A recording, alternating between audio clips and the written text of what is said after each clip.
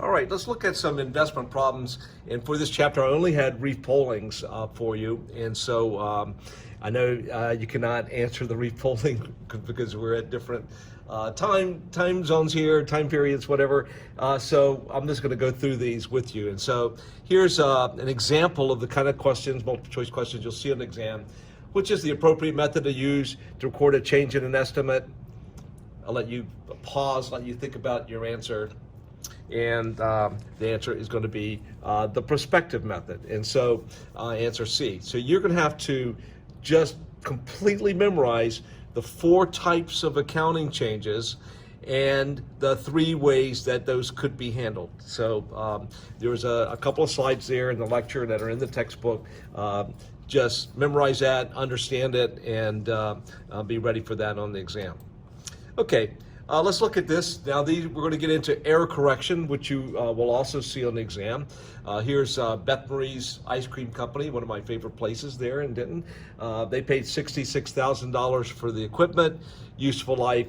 At the beginning of when they purchased this equipment, expected to be 5 years, residual value was $6,000. Well, at the end of the year 2, the company revised assessments. Hey, now the company thinks it's going to last for 10 years because, man, this is pretty good equipment. It's good quality. It's holding up. You know, I'm going to keep this longer, and I think that I'm confident that I can keep it longer. Now the useful life is anticipated to be 10 years, and so we're going to have to change the depreciation expense. And when you have a change in an estimate, it's prospective. We don't go back to years 1 and years 2 and revise the depreciation expense back then. We start fresh going forward. So let's look at how that would work.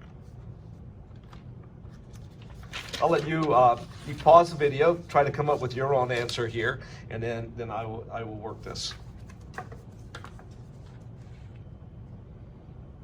All right, let's look at the cost, the accumulated depreciation, and the carrying value. And so well,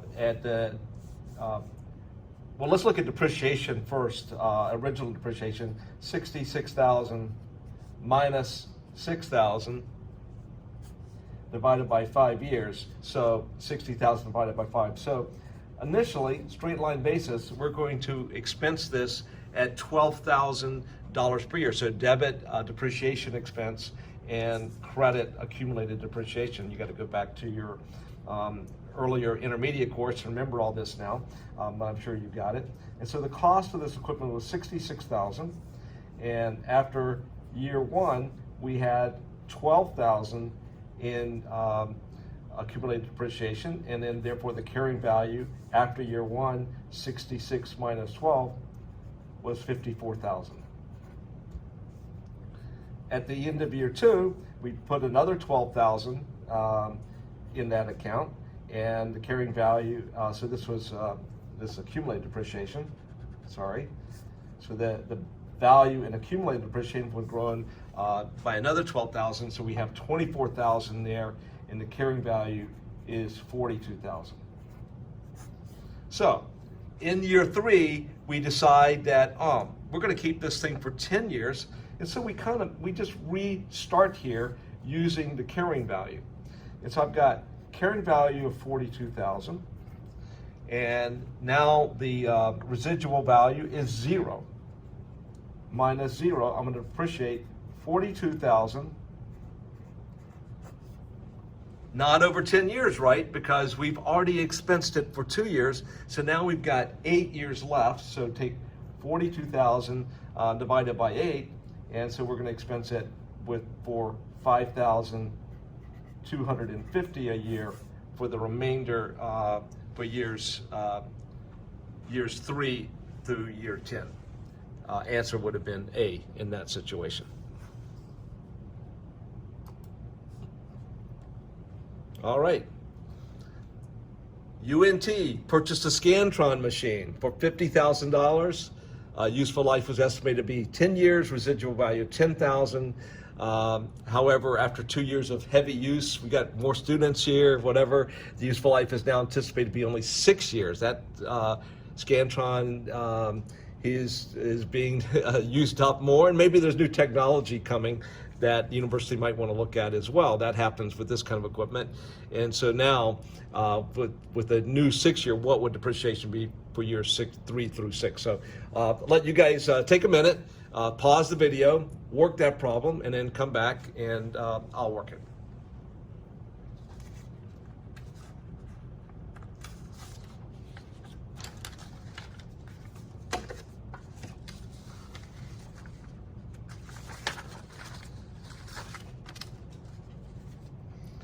All right, so we originally paid $50,000 for this, and the useful life was 10 years. The residual value was $10,000, so the depreciable cost was $40,000. Divide that by 10, we are going to depreciate this at $4,000 per year. And so let's just start working this the same way. The cost, the accumulated depreciation, and the carrying value. The cost was $50,000,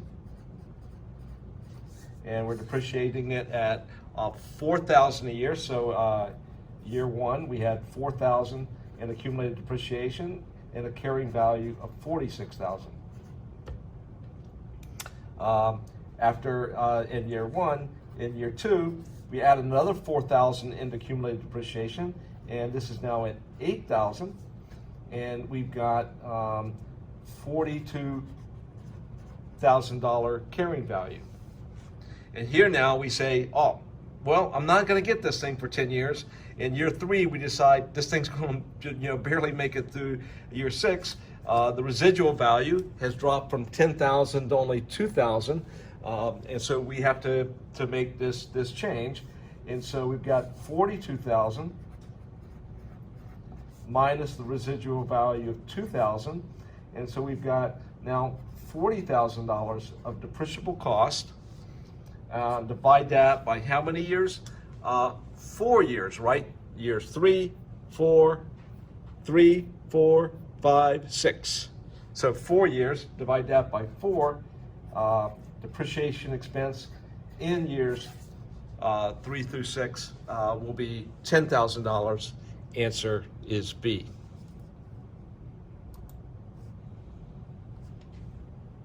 All right, now we get into the fun stuff here. So the internal auditors discovered an error in the accounting for a piece of equipment. Man, I hate that when that happens, and that certainly happened to me every now and then. The internal audit team was out there looking at all the divisions where I worked, and they would find errors, and we'd have to come back and correct those errors. So this was a equipment that was purchased for $1 million.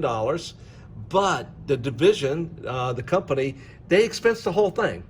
And it should have been, it had a useful life of 10 years. They expensed the entire $1 million in the first year. I'm not sure how that someone's budget got hit for $1 million. You'd see that, how would that happen? And because budgets are usually a control over this kind of thing, you would have thought some operational manager would have been screaming, whereas his department got hit with $1 million expense, but it didn't happen. And so let's take a look at this. So in 2019, we find out, and this is not at the end of 2019, so this could be in the middle of 2019. This is when they discovered this. We got to go back and correct the accounting. We got to book a journal entry to correct what happened. So pause the video, think about this thing. This is a good one to work. You will see questions like this on the exam.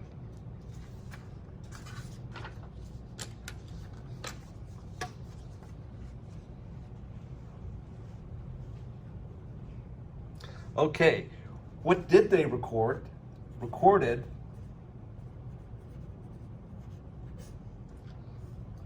debit to expense for $1 million, and they credited cash for $1 million. What should they have recorded?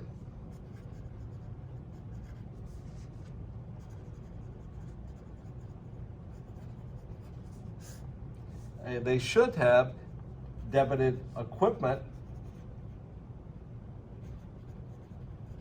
for $1 million and credited cash for $1 million. They also, in 2015, 2016, 2017, and 2018, they missed an entry for all 4 of the years. I'll just do it's the same entry every year. They should have been debiting depreciation expense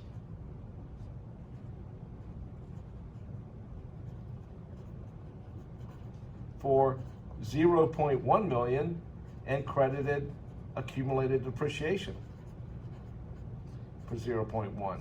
So times 4. They should have done times 4 times. So these entries are also missing.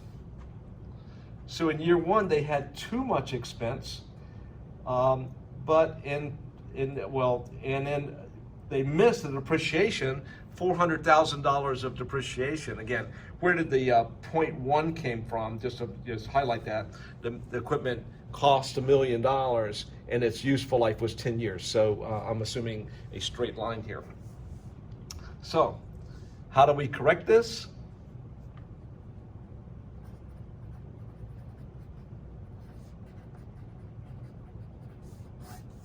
First of all, we got to get that equipment on our books, right? Debit equipment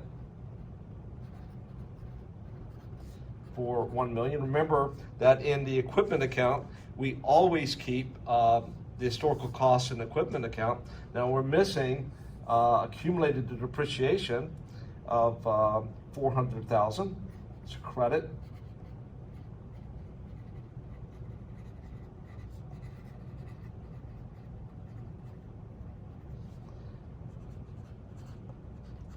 And that's just 2015, 16, 17, 18, we missed that depreciation expense.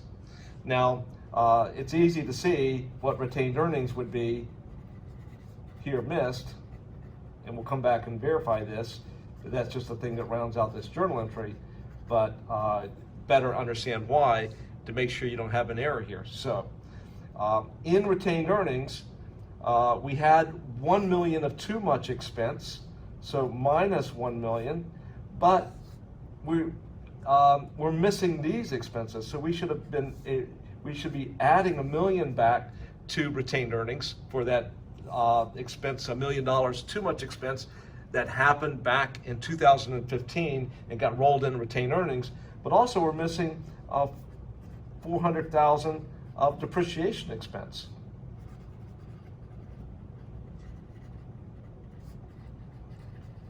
So in other words, retained earnings was understated by 0.6 million. So we've got to increase retained earnings with a credit. And so we had $1 million of too much expense that came from the first entry that we made. That should never have been made. So I got to add back $1 million to retained earnings. But also I missed $400,000 of depreciation expense. So that would be a subtraction to retained earnings if we had recorded those. And so all in all, I need to increase retained earnings by 0.6. And I believe there's problems in the textbook too that you can track here. All right, another fun, total head turner for me personally. So pause the video, work this. You will see this on the exam. It's going to be a hard question for you on the exam. A lot of people miss it, but here you can practice it. This is one you got to think through, and there's a good slide in the textbook for this too.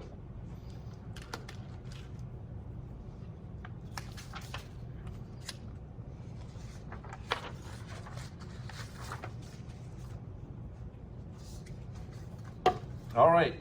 I almost have to do these. I have to pull the formula out just to make sure I get it right. And so if we think about year 1, we've got beginning inventory plus purchases equals what? Available for sale. Let's go back to your accounting intermediate, back really to principles of accounting, minus ending inventory equals cost of goods sold. Now, cost of goods sold feeds into, as a negative, into net income. And let's put these same things over here for year 2. Beginning inventory plus purchases equals available for sale, minus ending inventory equals cost of goods sold, and then this feeds in as a negative to net income. So, beginning inventory, it tells us the ending inventory was overstated by 20,000.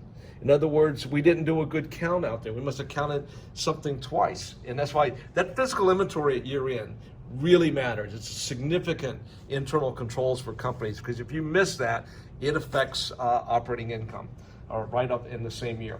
And as we'll see next year. So this was overstated by plus 20. Therefore, I subtracted too much here. And so cost of goods sold was understated by 20. And since cost of goods sold is a negative to here, net income was overstated by 20 in the first year. Now, unfortunately, this rolls into the next year. So beginning inventory is overstated here.